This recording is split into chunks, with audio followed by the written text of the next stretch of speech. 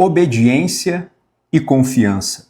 Dois imperativos da palavra de Deus que fazem todo o sentido de serem conjugados juntos. Vamos falar sobre isso? Olá, seja muito bem-vindo ao Café com Bíblia, o devocional diário da primeira IPI de Santos. E é sempre muito bom ter você por aqui. Como eu disse, na palavra de Deus nós encontramos várias referências acerca da necessidade que temos de sermos obedientes a Deus. Inclusive, o primeiro pecado, o pecado original, veio em decorrência da desobediência. E nós também conseguimos perceber como a palavra de Deus também, frequentemente, nos chama a expressarmos a nossa confiança em Deus. Nós encontramos isso, inclusive, nas palavras do próprio Jesus. Não andeis ansiosos. Então, nós não temos lá tanta dificuldade assim de entender que somos chamados tanto para a obediência quanto para a confiança. Eu penso que o nosso grande desafio é conjugar obediência com confiança. E eu quero pensar um pouco a respeito disso com você nessa manhã. Na palavra de Deus, nós conseguimos encontrar vários momentos extremamente dramáticos, onde os líderes precisaram dar um testemunho de obediência. Por exemplo, quando Moisés sai com o povo de Deus do Egito, ele estava cumprindo a determinação de Deus: conduza o povo até a terra prometida. Deus havia feito a promessa, Deus havia dado sinais, Deus havia viabilizado os meios. E então, quando saíram do Egito, até que enfim conseguiram se ver livres da escravidão do Egito, eis que agora o Mar Vermelho está diante deles.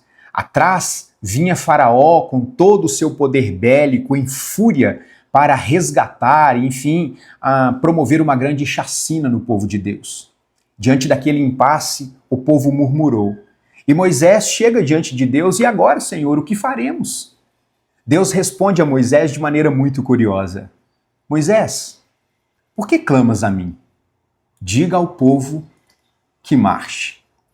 Que grande desafio! Marchar por onde? Se à frente está o mar, se atrás está Faraó. Moisés foi desafiado a obedecer com confiança.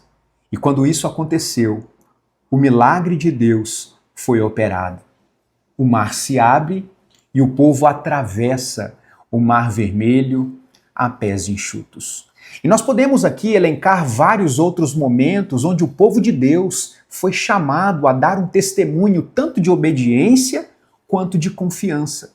E isso é extremamente importante para nós, porque nós não podemos obedecer ou confiar. A nossa obediência sem confiança gera ansiedade, inquietação e dúvida, podendo desencadear em murmuração, que é pecado contra Deus. Por outro lado, a nossa confiança sem obediência é atentar contra Deus, é agir pelos nossos próprios interesses. Portanto, o que nós precisamos de fato é conjugar obediência com confiança, para que então experimentemos a paz do Senhor.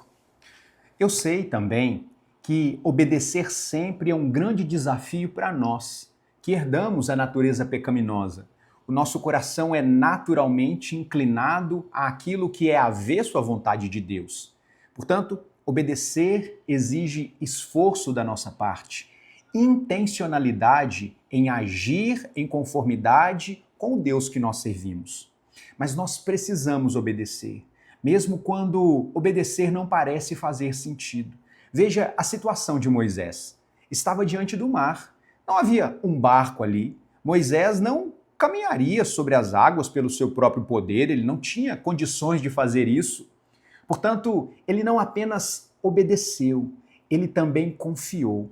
E é muito interessante que em textos como esse, nós somos convidados a pensar que nós devemos obedecer a Deus, mesmo quando obedecer a Deus não parece fazer sentido para nós. Nós não podemos nos esquecer que Deus está no controle de todas as coisas e exercer, junto com a obediência, a confiança.